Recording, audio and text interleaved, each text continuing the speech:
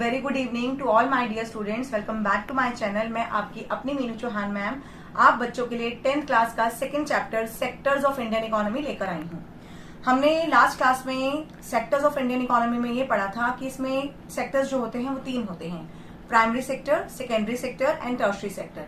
Primary sector में आता है हमारे 4 part, agriculture, fishing, forestry and dairy farming. ये चारों मिलाकर बनता है एग्रीकल्चर का पार्ट। जो चारों कंबाइंड होते हैं उसे हम कहते हैं प्राइमरी सेक्टर।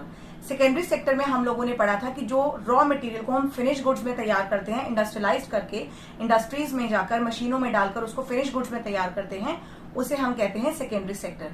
देन हमने पढ़ा था tertiary sector which is third sector, जिसमें banking, warehousing, transportation, communication, agents, advertisement, ये बहुत सारी चीजें आती हैं। और ये सारी चीजें जब सर्विसेज प्रोवाइड की जाती हैं, doctors, lawyers, teachers, they give you the services और उसके बदले में उनको इनकम होती है। तो वो सारे जो ये पार्ट मैंने आपको बताए ये होते हैं टर्शरी सेक्टर्स के। अब ये 3 सेक्टर्स के बाद हम पढ़ेंगे how do we count the various goods and services and know the total production in each sector, कि किस तरह से हम किसी भी देश की अर्थव्यवस्था के लिए कि वो ऊपर जा रहा है या वो नीचे आ रहा है, अर्थव्यवस्था हमारी ऊपर है या नीचे है, हम उसे कैसे इवेल्युएट करेंगे, तो वो हम आज स्टडी करेंगे। So just check it out. There is one precaution one has to take. Not every good that is produced and sold needs to be counted. कभी भी जब काउंटिंग होती है GDP, that means gross domestic product, हमारे देश में होने वाली एक साल के अंदर जितना भी टोटल प्रोडक्शन होता है, जिसमें प्राइमरी, सेकेंडरी और टर्शरी तीनों का इन्वॉल्वमेंट होता है, तो उसके हम फाइनल गुड्स की कीमत को इंक्लूड करते हैं। उसमें क्या हमारा इंटरमीडिएट लगा, क्या हमने उसमें इंग्रेडिएंट डाला, हमने लेबर कितना दिया, इलेक्ट्रिसिटी बिल कितना पे किया, ट्रांसपोर्टेशन में हमारा क्या खर्चा हुआ, या हमने एजेंट को क्या दिया, वो हम इंडिविजुअली अलग अलग नहीं कर सकते। मैं आपको इसका एक सिंपल एग्जांपल बताती हूँ। सपोज हम एक जैकेट खरीदते हैं, लेदर की जैकेट हम लेने गए और वो जैकेट की कॉस्ट है 600 रुपीज, तो वो हमने 600 पे कर दिया। वो 600 हमारे जीडीपी में, ग्रॉस डोमेस्टिक प्रोडक्ट में ऐड होगा। अब उसके अलावा आपने लेदर कितने का लिया, उस पर स्टिचिंग चार्जेस क्या दिए, उस पर बटन लगे हैं या उसमें जिप ऐड की गई है, या और भी जो हमारे ट्रांसपोर्टेशन चार्जेस हैं, या खेतों से इंडस्ट्रीज तक पहुंचाने के चार्जेस हैं, इंडस्ट्रीज से फिर मार्केट तक लाने के चार्जेस हैं, वो हम इंडिविजुअली अलग अलग काउंट नहीं करेंगे। तो जैकेट की टोटल कॉस्ट हमें पड़ रही है 400 रुपीज, उसमें 200 हमने अपना प्रॉफिट मार्जिन रखा, क्योंकि हर बिजनेस प्रॉफिट पे चलता है। If there is no profit there will be no business. If you don't have any profit तो बिजनेस का फायदा ही नहीं है। तो 400 कोई चीज हमें कॉस्ट करती है और उसे हम 600 में बेचते हैं, तो 400 वो हमारे इंटरमीडिएट कॉस्ट जो हमारी लागत आई है अलग अलग खर्चे करने पर वो होगा, और 200 रुपए जो हमने मार्जिन रखा है वो हमारा प्रॉफिट होगा। तो इस तरह से चीजें बाजार में आती हैं बिकने के लिए, और प्रॉफिट मार्जिन हमेशा हर कोई अपनी दुकान के सामान में रखता है, चाहे वो होलसेलर हो चाहे वो रिटेलर हो। अगर प्रॉफिट नहीं होगा तो बिजनेस करना बेकार है। तो इसीलिए जीडीपी में सिर्फ ग्रॉस डोमेस्टिक प्रोडक्ट यानी कि ग्रॉस डोमेस्टिक वैल्यू ही ऐड की जाती है। उसमें इंटरमीडिएट गुड्स हम क्या डाल रहे हैं, इंग्रेडिएंट्स क्या यूज हो रहे हैं, वो उसमें इवेल्युएट नहीं होता। तो आई थिंक आपको ये कॉन्सेप्ट अच्छे से क्लियर हो गया होगा। आगे देखते हैं। Now the final goods and services, will the final goods and services count in contrast to final goods such as wheat and wheat flour is the example of intermediate goods. जो बात मैंने अभी आपको जैकेट के तौर पे समझाई थी, ये खाने पीने के सामान के बारे में बता रहे हैं। Intermediate goods are used up in producing final goods and services, and the value of final goods already includes the value of all intermediate goods that are used in making final good.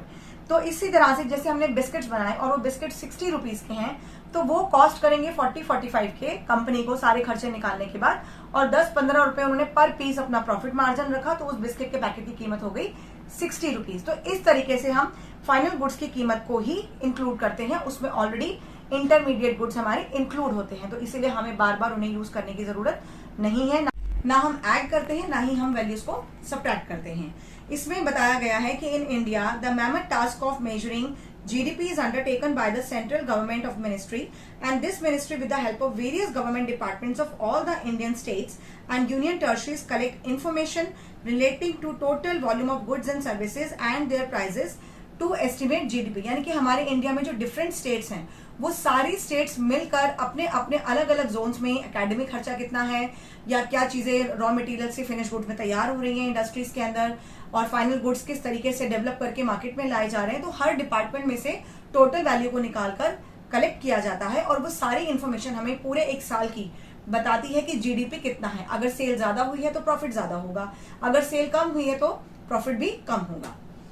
Historical changes in the sectors. अब question कई बार ये पूछा जाता है कि कौन से तीनों सेक्टर्स में से, मतलब इन तीनों में से ऐसा कौन सा सेक्टर है जिसमें एम्प्लॉयमेंट अपॉर्चुनिटी सबसे ज्यादा है। ये बहुत कॉन्ट्राडिक्टरी क्वेश्चन है, क्योंकि आजादी से पहले या आजादी के जस्ट बाद बहुत चीजें अलग थी, और आज जब हम इतने साल हो गए हैं आजादी को, तो अब चीजें बहुत ज्यादा अलग हैं। उस टाइम पर एग्रीकल्चर सेक्टर सबसे ज्यादा एम्प्लॉयड था, तो ज्यादातर लोग एग्रीकल्चर से ही अपना गुजारा करते थे और इसीलिए एग्रीकल्चर सेक्टर में ही लोगों को अपॉर्चुनिटी ज्यादा थी। धीरे धीरे डेवलपमेंट हुआ, एडवांसमेंट हुआ, तो इंडस्ट्रियलाइजेशन आया। जैसे ही इंडस्ट्रियलाइजेशन आया, जो लोग खेती बाड़ी नहीं कर सकते थे, अपनी जमीनें नहीं थी या रोजगार नहीं थे, तो उन्होंने खेती बाड़ी छोड़कर उन्होंने कहाँ जंप किया, इंडस्ट्री सेक्टर में काम करना, पैकिंग करना, लेबलिंग करना, या लेबर के तौर पे काम करना, या ट्रांसपोर्ट में काम करना। उनको एक अपॉर्चुनिटी मिल गई अदर देन एग्रीकल्चर। अब अगर इंडस्ट्रीज में भी वो काम नहीं कर सकते तो उनके पास एक थर्ड जोन आ जाता है, टर्शरी सेक्टर, जहां मैंने आपको बहुत सारी चीजें बताई थी, बैंकिंग, ट्रांसपोर्टिंग, सर्विसिंग वगैरह सब। तो कोई ना कोई काम आपको उस सेक्टर में मिल जाएगा। तो पहले एग्रीकल्चर एक ऐसा पार्ट था जहां पर सबसे ज्यादा अपॉर्चुनिटीज थी काम करने के लिए और लोग इन्वॉल्व होते थे। 70% सेक्टर, जो 70% इनकम थी हमारे इंडियन गवर्नमेंट की, वो एग्रीकल्चर से थी। लेकिन अब जो करंट टाइम है, जो प्रेजेंट टाइम है इंडियन इकोनॉमी का, वो डिपेंड करता है टर्शरी सेक्टर पे।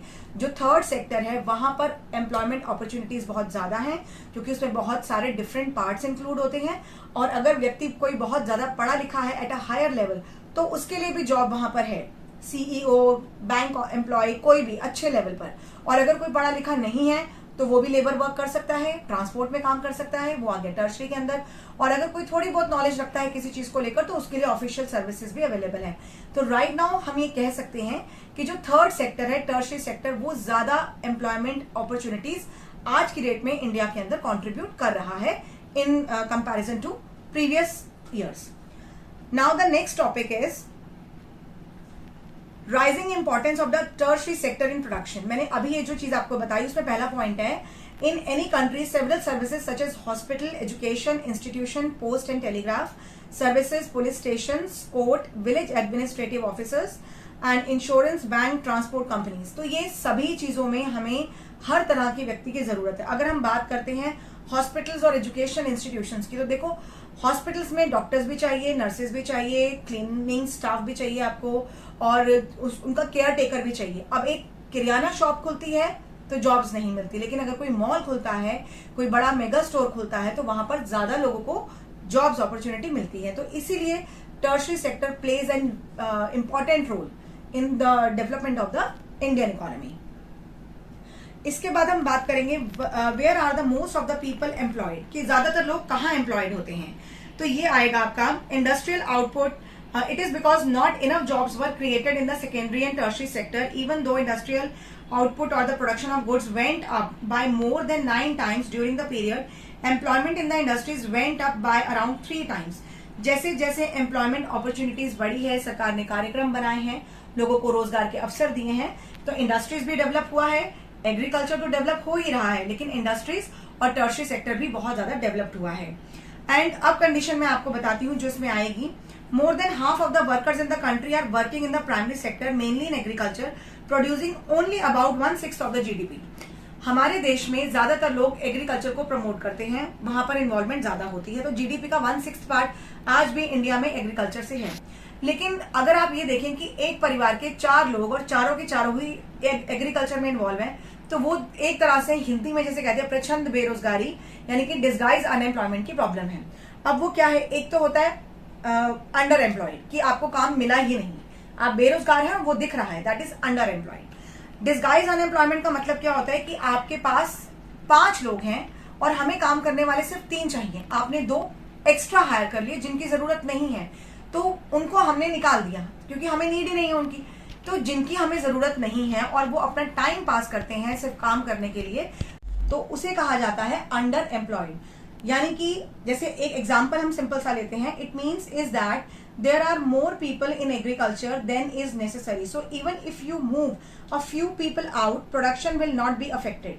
तो ऐसे में अगर हमें 5 लोगों की जरूरत है और हमने 8 लोग हायर कर दिए, बाद में हमने 3 निकाल दिए और उससे हमारे काम पर, हमारे बिजनेस पर या टोटल प्रोडक्शन पे कोई फर्क नहीं पड़ता, तो उसे हम कहेंगे अंडर एम्प्लॉयड, यानी कि हमने जरूरत से ज्यादा लोग हायर कर दिए थे और अब हमें उनकी जरूरत नहीं है, क्योंकि हमारा काम 8 की जगह 5 लोगों में भी उतना ही हो रहा है। तो they are called, the situation is called underemployed. अब मैं आपको बताऊंगी कि डिस्गाइज अनएम्प्लॉयमेंट क्या है। डिस्गाइज का मतलब होता है कि अपनी पोटेंशियलिटी से बढ़कर नहीं, कम होकर काम करना, क्योंकि आपके पास अभी और कोई अपॉर्चुनिटी नहीं है। सपोज एक व्यक्ति डिजर्व करता है 50-60,000 की जॉब, लेकिन अभी एट प्रेजेंटली उसको मिल रहा है 10-15 हजार की नौकरी, तो वो कर रहा है क्योंकि उसको पता है कि अभी काम नहीं मिल रहा, कहीं पर भी उसे जॉब नहीं मिल रही है, और वो 10-15,000 की जॉब में अपना काम कर रहा है, लेकिन वो अपनी पोटेंशियलिटी पूरी तरह से यूज नहीं कर पा रहा। तो उस केस में जो व्यक्ति अपनी पोटेंशियलिटी को पूरी तरह से यूज नहीं कर पाता due to many other reasons, और उसकी काम करने की क्षमता टोटल प्रोडक्ट को, यानी कि जो आउटकम है उसको अफेक्ट करती है, तो उस केस को हम कहते हैं डिस्गाइज्ड अनएम्प्लॉयमेंट, यानी हिंदी में प्रचंड बेरोजगारी। इसकी सिंपल भाषा है, this kind of underemployment is hidden in contrast to someone who doesn't have a job and is clearly visible as unemployed, यानी कि उसके पास वो काम है ही नहीं जिसके वो लायक है, जिसका वो हकदार है, और उसको अभी कुछ भी मिला उसने काम कर दिया, लेकिन एक्चुअल में जो काम वो कर सकता है जब वो नहीं कर पा रहा, तो उसे हम कहेंगे डिस्गाइज्ड अनएम्प्लॉयमेंट। अब मैं उम्मीद करती हूं कि आपको ये दोनों का डिफरेंस अच्छे से क्लियर हो गया होगा। द नेक्स्ट थिंग इज, अब बात की जाएगी इसमें how to create more employment. ज्यादा से ज्यादा एम्प्लॉयमेंट क्रिएट करने के लिए सरकार ने बहुत सारे ऐसे कार्यक्रम बनाए हैं जिसमें लोगों को बेटर फैसिलिटीज दी जा सकती है, बेटर एग्रीकल्चर की नॉलेज दी जा सकती है, प्राइमरी सेक्टर, सेकेंडरी सेक्टर और टर्शरी सेक्टर को बढ़ाया जा सकता है। तो इसमें ये बताया जा रहा है कि they would also need to sell some things, for this they may be required to transport their product to a nearby town if the government invest. अगर सरकार ट्रांसपोर्टेशन, स्टोरेज, क्रॉप्स की फैसिलिटीज के लिए, crops को better तरीके से store करने के लिए किसानों को योजनाएं और कार्यक्रम बना कर देती है, तो वो एक अपॉर्चुनिटी है कि उन्होंने 6 महीने काम किया, 6 महीने काम करने के बाद उनके पास क्या अपॉर्चुनिटी होगी कि वो ट्रांसपोर्ट के जरिए अपना सामान बाजारों तक पहुंचाएं, तो उनको उसके बाद 6 महीने के बाद खाली नहीं बैठना पड़ेगा, because they have some job to do. Similarly अगर हम कार्यक्रम बनाएं, ऐसे बहुत सारे सरकार के द्वारा बनाए जाएं जिसमें लोगों को बेरोजगार ना होना पड़े, वो कुछ ना कुछ काम में इन्वॉल्व रहें। Another way by which we can tackle this problem is to identify, promote and locate industries and services in semi-rural areas where a large number of people may be employed. अगर बड़ी बड़ी industries लगाई जाएं, बड़े बड़े कारखाने खोले जाएं, तो उससे भी ज्यादा से ज्यादा लोगों को एम्प्लॉयमेंट अपॉर्चुनिटीज मिल सकती हैं, उनका हमेशा का एक काम सेटल हो सकता है।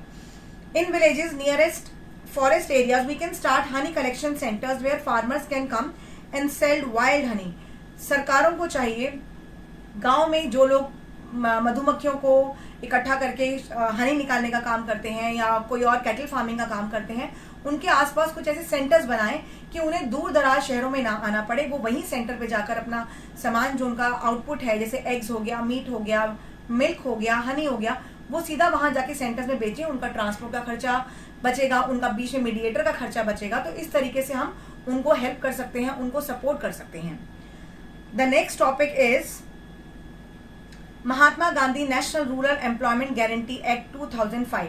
This is called right to work act, MNREGA 2005। इसके अंदर all those who are able to and are in need of work in rural areas are guaranteed 100 days of employment. यानी कि जो काम करना चाहते हैं, जिन्हें काम करने की जरूरत है, उनको 100 दिन का गारंटी सरकार लेती है कि काम दिया जाएगा। If the government fails in its duty, और अगर सरकार फेल हो जाती है अपने इस आंदोलन को पूरा करने के लिए, तो it will given unemployment allowances to the people. तो वो एक भुगतान करेगी गरीब लोगों को, एक हर्जाना भरेगी उन गरीब लोगों को जिनको वो 100 दिन का काम नहीं दे पाई। तो इसमें काम करने वाले लोगों को या जिनको जरूरत है, उनको उनकी काबिलियत के हिसाब से 100 दिन का काम दिया जाता है, रूरल एरियाज में गारंटेड एम्प्लॉयमेंट दिया जाता है, जिससे वो अपने काम को और निखार सकें और बेटर कर सकें। And the type of work that would in future help to increase the production from land, जिससे उनको आगे बढ़ने का मौका लग सके। तो आज हम इतना ही करेंगे, कल हम करेंगे इसका ऑर्गेनाइज और अनऑर्गेनाइज वाला part. Till then take care and don't forget to like, share and subscribe my channel. And one thing more, आपको जो भी क्वेरी है, आपका जो भी डाउट है, प्लीज कमेंट बॉक्स में कमेंट कीजिए. I always be there to help you out. Thank you. Take care.